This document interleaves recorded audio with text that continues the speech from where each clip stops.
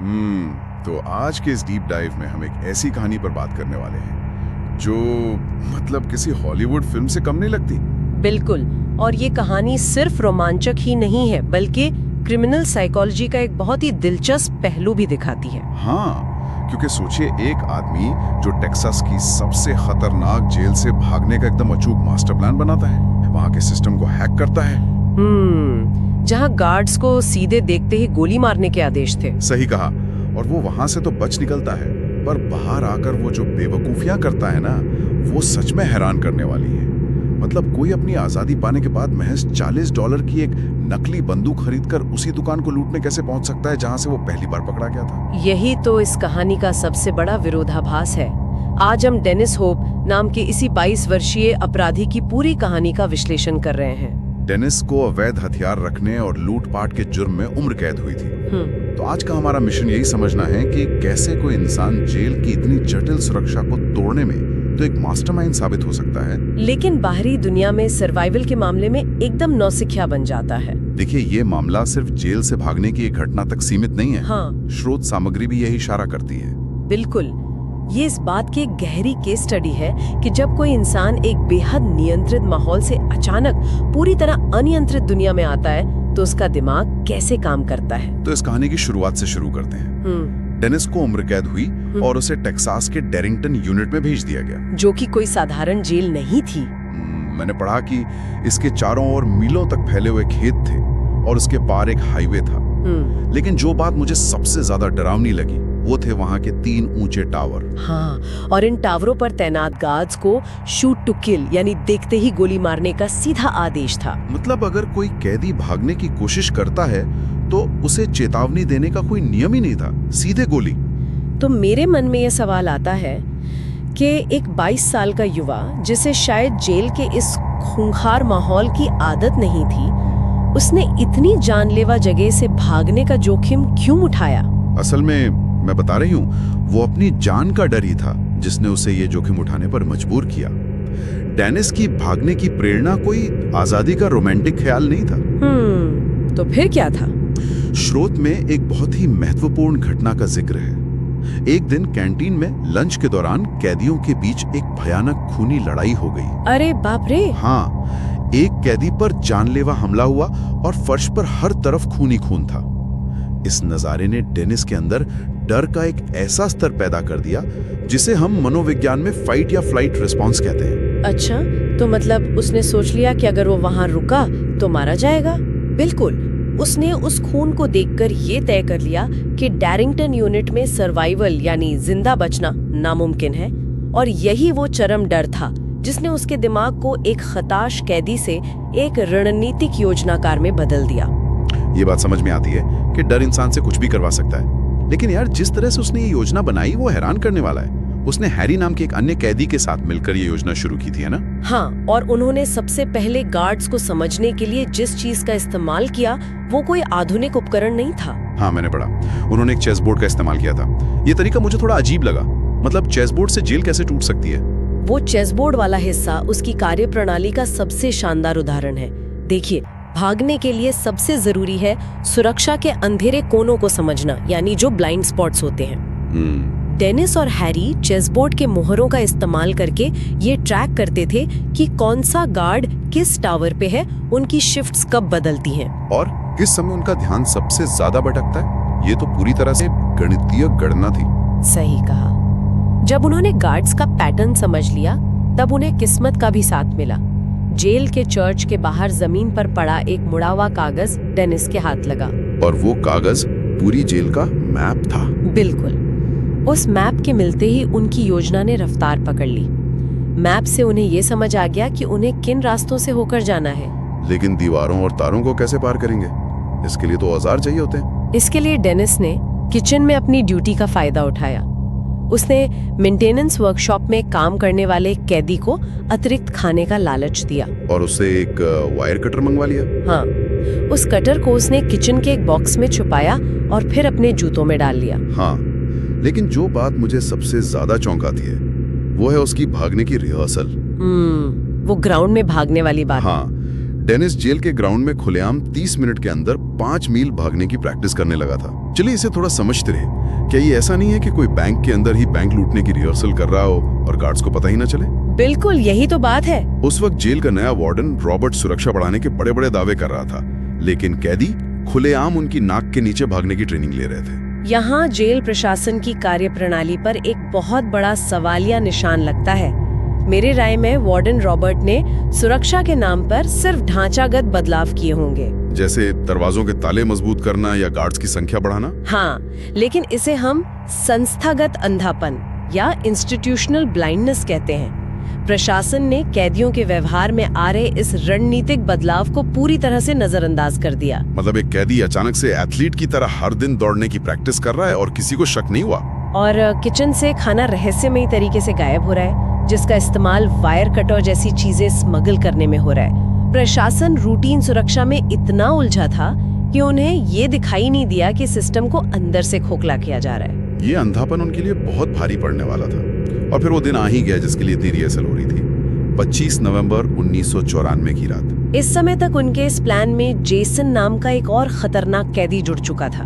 भागने की योजना का पहला पड़ाव बॉयलर रूम था, है ना? हाँ, लेकिन स्रोत बताते हैं कि वहाँ शुरुआत में कुछ ऐसा हुआ जिसने पूरे प्लान को खतरे में डाल दिया था। जेसन घबरा गया था। बिल्कुल, और ये दिखाता है कि कागजी योजना और असलियत में कितना फर्क होता है। जेसन ने अपने संपर्कों के जरिए बॉयलर रूम का ताला तो खुलवा लिया था, लेकिन जब वो अंदर गया तो वो पूरी तरह से फ्रीज हो गया। उसे समझ ही नहीं आया कि अंदर मौजूद कर्मचारियों को कैसे काबू में करे। हाँ, अगर उस पल कोई गार्ड आ जाता तो खेल वहीं खत्म था। तो ऐसे में डेनिस ने खुद कमान संभाली। वो अंदर गया, उसने एम्प्लॉय को कुर्सी से धक्का देकर गिराया, उसे बांधा और जेसन से उसके मुंह पर टेप लगवाया। और तभी एक ऐसा वाकया हुआ जिसे पढ़कर सच में रोंगटे खड़े हो जाते हैं। अरे वो डोरबेल वाली बात। अचानक बॉयलर रूम की डोरबेल बज उठती है। कोई दरवाजे पर था। उस पल तनाव का स्तर इतना भयंकर था कि डेनिस ने पास रखा एक स्क्रू ड्राइवर उठा लिया था। वो तो दरवाजा खोलने जा रहा था और उसने सोच लिया था कि जो भी अंदर आएगा उस पर वो सीधा जानलेवा हमला कर देगा। गनीमत ये रही कि दरवाजे पर उनका तीसरा साथी हैरी था। उस मनोवैज्ञानिक दबाव की कल्पना करना भी मुश्किल है। वे एक ऐसी जगह थे जहां से पकड़े जाने का मतलब सीधा मौत था। डोरबेल की उस एक आवाज ने डेनिस को पूरी तरह से हिंसक मोड में ला दिया था। लेकिन इसके तुरंत बाद उन्होंने जो कदम उठाया वो इस पूरे जेल ब्रेक की सबसे बड़ी रणनीतिक सफलता थी। उनका असली लक्ष्य जेल का जनरेटर था, है ना? काट दिया। इस तकनीकी चाल के पीछे का तर्क समझना बहुत जरूरी है। डेनिस का पूरा फोकस सिर्फ दीवार फांदकर भागने पर नहीं था। वो जानता था कि शूट टू किल ऑर्डर से बचने का एकमात्र तरीका है गार्ड्स को अंधा कर देना। सही बात है। तारों को काटने का मतलब था कि जब जनरेटर बंद होगा तो उसे मेन स्विच से भी चालू नहीं किया जा सकेगा। बिल्कुल, इससे सर्च लाइट्स लंबे समय तक बंद रहेंगी। उसने समस्या की जड़ पर प्रहार किया। और कटीले तारों से पैरों को बचाने के लिए मैंने पढ़ा कि उन्होंने पहले से ही रेजर से कंबल काट कर रखे थे, जिन्होंने वो अपने पैरों पर कसकर लपेट लिया था। हाँ, और जैसे ही जनरेटर की तारें कटी, पूरी जेल में घोप अंधेरा छा गया। अफरा तफरी मच गई। सारे गार्ड्स फर्स्ट फ्लोर की तरफ दौड़े। हाँ, और इसी अफरा तफरी का फायदा उठाकर तीनों बाहर निकले। वे पहले फैंस तक पहुंचे और डेनिस ने जूते में छपाए उसी वायर कटर से तार काटा। लेकिन अभी 2 फैंस और बाकी थे और समय रेत की तरफ फिसल रहा था। उनके पास 10 सेकंड से भी कम का समय था। डेनिस को पता था कि अगर तार काटने बैठे तो मारे जाएंगे। इसलिए उसने वायर कटर आगे फेंक दिया और सीधे तारों के ऊपर से कूदने का फैसला किया। डेनिस और जेसन तो कूद गए, लेकिन हैरी उन नुकीले तारों में फंस गया। ये उनके भागने के दौरान एक बहुत बड़ा क्राइसिस मैनेजमेंट का पल था। हर योजना में एक ऐसा समय आता है जहां आपको तुरंत फैसला लेना होता है। डेनिस चाहता तो हैरी को वहीं छोड़कर अपनी जान बचा सकता था, क्योंकि टावर पर मौजूद गार्ड की नजर उन पर पड़ चुकी थी। लेकिन डेनिस ने हैरी का पैर पकड़ा और उसे तारों से नीचे खींचकर आजाद किया और फिर वे पागलों की तरह अंधेरे में भागे। टावर के गार्ड ने उन पर गोलियां बरसानी शुरू कर दी थी। डेनिस डर के मारे जमीन पर गिर गया। लेकिन किस्मत देखिए, क्योंकि उन्होंने जनरेटर खराब कर दिया था। उस घुप अंधेरे के कारण गार्ड का निशाना चूक गया। एक भी गोली उसे नहीं लगी। डेनिस की रणनीतिक बुद्धिमत्ता यहीं पर साफ दिखाई देती है। जेल एक ऐसा बंद सिस्टम था जिसके नियम और खामियां डेनिस को समझ आ गए थे। उसे पता था कि जनरेटर काटने का असर सीधा टावर के गार्ड की देखने की क्षमता पर पड़ेगा। लेकिन कहानी का सबसे दिलचस्प मोड़ तब आता है जब वे उस बंद सिस्टम से बाहर निकलते हैं। हाँ, वे जंगल पार करके हाईवे 240 और फिर हाईवे 280 तक पहुंचे। हैरी और जेसन तो बाद में पकड़े गए, लेकिन उन्होंने पुलिस को गुमराह करने के लिए झूठ बोला कि वे सब अलग-अलग दिशाओं में भागे हैं। और यहाँ पुलिस की जांच टीम से एक बहुत बड़ी चूक हुई। वो चूक पुलिस के अति आत्मविश्वास और खराब रणनीति का नतीजा थी।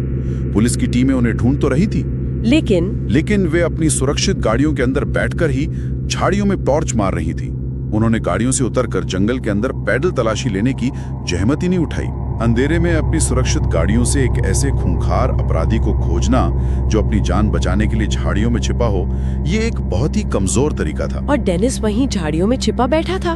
जंगल में पुलिस की इस चूक ने डेनिस को वो आजादी दे दी जिसके लिए उसने इतनी बड़ी योजना बनाई थी। वो हाईवे पार कर गया, लेकिन ये आजादी अपने साथ एक नया संकट लेकर आई। अब डेनिस बाहर की दुनिया में था। उसने कपड़े चुराए, एक दुकान से चाकू चुराया, फिर उसने एक बूढ़े व्यक्ति को डराकर उसकी गाड़ी हाईजैक कर ली। उसके वॉलेट से उसे मात्र $40 मिले। अब मुझे एक बात समझ नहीं आती, कोई इतना शातिर दिमाग जिसने एक एक सेकंड का हिसाब रखा, चेस बोर्ड पर गार्ड्स की चालें समझी, वो उन $40 का क्या करता है? वो एक नकली टॉय गन खरीदता है। हाँ, ये अजीब लगता है। और फिर ठीक उसी शहर की उसी दुकान पर पहुंच जाता है जहां उसने जेल जाने से पहले चोरी की थी। उसे बस इतना याद था कि शाम के वक्त उस दुकान के काउंटर पर कैश गिना जाता है। उसने उसी टॉय गन को दिखाकर वहां रॉबरी की। बिल्कुल। क्या वो ये भूल गया था कि पुलिस उसके पुराने पैटर्न्स को बहुत अच्छे से जानती है? कोई मास्टरमाइंड बाहर आके इतना बेवकूफ कैसे बन सकता है? इसी बिंदु पर आकर एक टैक्टिकल मास्टरमाइंड और एक क्रिमिनल माइंडसेट के बीच का फर्क साफ हो जाता है। आपराधिक मनोविज्ञान में इसे कंफर्ट जोन की ओर लौटना कहते हैं। अच्छा। देखिए, जेल के अंदर डेनिस का लक्ष्य बहुत स्पष्ट था, दीवार लांघना। लेकिन एक बार जब वो बाहर आ गया तो जंगल की वो रात, वो तनाव, वो अकेलापन, इसके लिए उसके पास कोई विजन नहीं था। उसे पैसों की जरूरत थी, और पैसे कमाने का उसे अपनी जिंदगी में सिर्फ एक ही तरीका आता था, हथियार दिखाना और लूटना। उसका दिमाग बाहरी दुनिया के बदलते हुए समीकरणों के हिसाब से नई रणनीति नहीं बना पाया। मतलब जब अपराधी अत्यधिक तनाव में होते हैं तो वो अपनी पुरानी और जानी पहचानी आदतों की शरण में चले जाते हैं, भले ही वो कितनी ही बेवकूफी भरी क्यों ना हो। ये बहुत ही हैरान करने वाला पहलू है। मतलब उसने जो भी बुद्धिमत्ता जेल के अंदर दिखाई, वो बाहर आते ही लालच और घबराहट में वाष्प बनकर उड़ गई। इसके बाद तो उसने जैसे अपनी खुद की गिरफ्तारी का रास्ता साफ करना शुरू कर दिया। हाँ, चोरी के पैसों से उसने महंगी चीजें खरीदी और बार में जाकर जुए में पैसे उड़ाने लगा। उधर जांच एजेंसियां भी चुप नहीं थीं। पुलिस ने आधुनिक जांच के तरीके अपनाते हुए उसके परिवार और दोस्तों के फोन नंबर ट्रैक करने शुरू कर दिए थे। उन्हें पता था कि वो कहीं ना कहीं तो अपने पुराने नेटवर्क से संपर्क करेगा ही, और कोई भी अपराधी चाहे वो कितना भी सतर्क क्यों ना हो, कुछ भौतिक साक्ष्य यानी फिजिकल एविडेंस छोड़ ही देता है। और इस मामले में भी पुलिस को वो सुराग मिल ही गया जिसका उन्हें इंतजार था। हाँ, पुलिस को वो कार मिल गई जो उसने उस बूढ़े आदमी से लूटी थी। उस कार की जब तलाशी ली गई तो उसमें डेनिस के फिंगरप्रिंट्स तो मिले ही, लेकिन जो सबसे अहम सुराग था वो कोई हाईटेक चीज नहीं थी। वो एक पुराना अखबार था। बिल्कुल। उस अखबार में हाउस रेंट यानी मकान किराए पर देने का एक विज्ञापन छपा था, जिस पर पेन से एक गोल घेरा बना हुआ था। ये बात मुझे सबसे ज्यादा अजीब लगी कि एक आदमी जो अपनी जान बचाकर भाग रहा है, जिस पर पूरे राज्य की पुलिस अलर्ट पर है, वो आराम से अखबार में किराए का मकान ढूंढ रहा है और उस पर बाकायदा निशान लगा रहा है। ये उसके ओवर कॉन्फिडेंस को दर्शाता है। आधुनिक जांच में ऐसे छोटे सुराग ही सबसे अहम होते हैं। उस विज्ञापन पर लगे एक छोटे से घेरे ने पुलिस को एक बहुत बड़ी दिशा दे दी। उस घेरे की मदद से पुलिस ने उस विज्ञापन में दिए गए पते और फोन नंबर की जांच की। वो नंबर एक मीट शॉप का निकला। जब पुलिस वहां पहुंची और पूछताछ की तो पता चला कि वो नंबर दुकान के कर्मचारी का है, और वो कर्मचारी डेनिस का परिचित था। जब पुलिस ने थोड़ा दबाव बनाया तो उस कर्मचारी ने एक ऐसी जानकारी दी जिस पर शायद पुलिस को भी तुरंत यकीन ना हुआ। उसने बताया कि डेनिस शाम को शहर के एक बहुत ही महंगे और मशहूर क्लब में जुआ खेलने जाने वाला है। ये बात हजम नहीं मुझे। जिस आदमी ने जेल की लाइटें हैक कर ली, गोलियों की बौछार के बीच भागने का रिस्क लिया, वो आजादी मिलने के बाद सरेआम एक पब्लिक बार में महंगी कार से जुआ खेलने का रिस्क क्यों ले रहा था? ये तो खुद पुलिस को अपनी लोकेशन बताने जैसा था। वही तो। मैं समझाती हूँ, ये डेनिस के अहंकार और उसके एड्रेनालाइन की लत का सबसे बड़ा प्रमाण है। जब कोई अपराधी इतने बड़े सिस्टम को चकमा देकर भागने में सफल हो जाता है तो उसके अंदर ये भावना आ जाती है कि वो अजय है। उसे लगता है कि पुलिस उसका कुछ नहीं बिगाड़ सकती। उसे लगता है वो सुपरमैन बन गया है। हाँ, एक सफल भगोड़े को हमेशा गुमनामी की जिंदगी जीनी पड़ती है, बिना किसी पहचान के छिपकर रहना पड़ता है। लेकिन डेनिस जैसे लोगों को वो शांत गुमनामी पसंद नहीं आती। उन्हें महंगी कारें चाहिए, क्लब की चकाकौन चाहिए और जुए का वो रोमांस चाहिए जो उन्हें ये एहसास दिलाए कि वो सिस्टम से ऊपर है। उसका यही अहंकार और सार्वजनिक स्थानों पर वापस जाने का जोखिम लेना उसका सबसे बड़ा दुश्मन साबित हुआ। और उसकी इस अहंकार का अंजाम वही हुआ जो इस तरह की कहानियों में अक्सर होता है। शाम का वक्त था। डेनिस अपनी उसी महंगी कार से बाहर पहुंचा। वो अंदर गया और जुआ खेलने लगा। कुछ ही देर में पुलिस की गाड़ियां भी वहां पहुंच गईं। उन्होंने पार्किंग में उसकी कार को पहचान लिया। अब बार के अंदर भारी भीड़ थी। पुलिस जानती थी कि डेनिस खतरनाक है और अगर उसके पास हथियार हुआ और उसने गोली चला दी तो कई निर्दोष लोग मारे जाएंगे। इसलिए एक बहुत ही शांत रणनीति अपनाई गई। 2 पुलिस ऑफिसर्स सादे कपड़ों में चुपचाप बार के अंदर गए। वे भीड़ का हिस्सा बनकर डेनिस के बिल्कुल पीछे तक पहुंच गए और बिना उसे संभलने का कोई मौका दिए अचानक उस पर झपटे और उसे जमीन पर गिरा दिया। पलक झपकते ही उसे हथकड़ी पहना दी गई। इस पूरी गिरफ्तारी की सबसे अच्छी बात ये रही कि एक भी गोली नहीं चली और कोई भी घायल नहीं हुआ। डेनिस का सारा घमंड उसी फर्श पर धरा रह गया। डेनिस के लिए वो पल एक बहुत बड़ा झटका रहा होगा। उसे शायद समझ ही नहीं आया होगा कि आखिर पुलिस उस तक इतनी जल्दी पहुंची कैसे। उसकी महीनों की प्लानिंग, वो वायर कटर, वो बॉयलर रूम का तनाव, सब कुछ उसके अपने ही बचकाने और लालची फैसलों की वजह से मिट्टी में मिल गया। इसकी गिरफ्तारी के बाद रात के करीब 2 बजे डेरिंगटन जेल के वार्डन रॉबर्ट को फोन जाता है कि डेनिस पकड़ा गया है। कल्पना की जा सकती है कि उस वार्डन की जान में जान आई होगी। बिल्कुल, लेकिन इस पूरी घटना ने जेल प्रशासन की नींद उड़ा दी थी।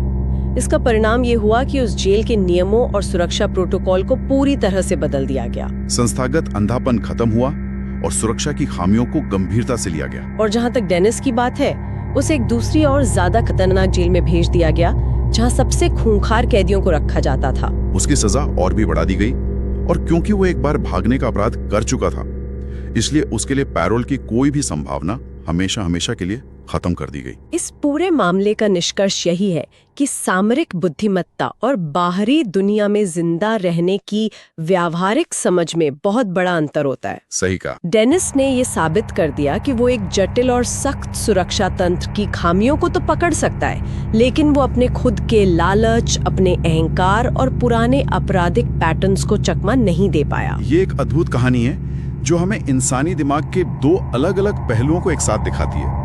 एक तरफ वो दिमाग जो हर एक सेकंड का हिसाब रख सकता है और दूसरी तरफ वो दिमाग जो $40 के लिए सब कुछ दांव पे लगा सकता है। बिल्कुल। तो जाने से पहले सोचने वाली बात यह है कि क्या डेनिस जैसे अपराधियों के लिए असली रोमांच सिर्फ आजादी पाना होता है या फिर सिस्टम को चकमा देने का वो चूहे बिल्ली का खेल? ये एक बहुत गहरा सवाल है। शायद जब वे बाहर आ जाते हैं तो उन्हें शांत जिंदगी रास नहीं आती। वे अनजाने में ही खुद ऐसे सुराग छोड़ने लगते हैं जैसे उस टॉय गन से उसी पुरानी दुकान में रॉबरी करना या अखबार पर निशान छोड़ना, ताकि पुलिस उन्हें ढूंढे और उनके एड्रेनालिन का वो खेल फिर से शुरू हो सके। हाँ, ऐसा लगता है जैसे वो खुद चाहते हो कि कोई उन्हें पकड़े। ये एक ऐसा सवाल है जो इंसान के अवचेतन मन की उलझनों को समझने के लिए एक बहुत ही दिलचस्प नजरिया देता है। आज के इस गहरे विश्लेषण में बस इतना ही।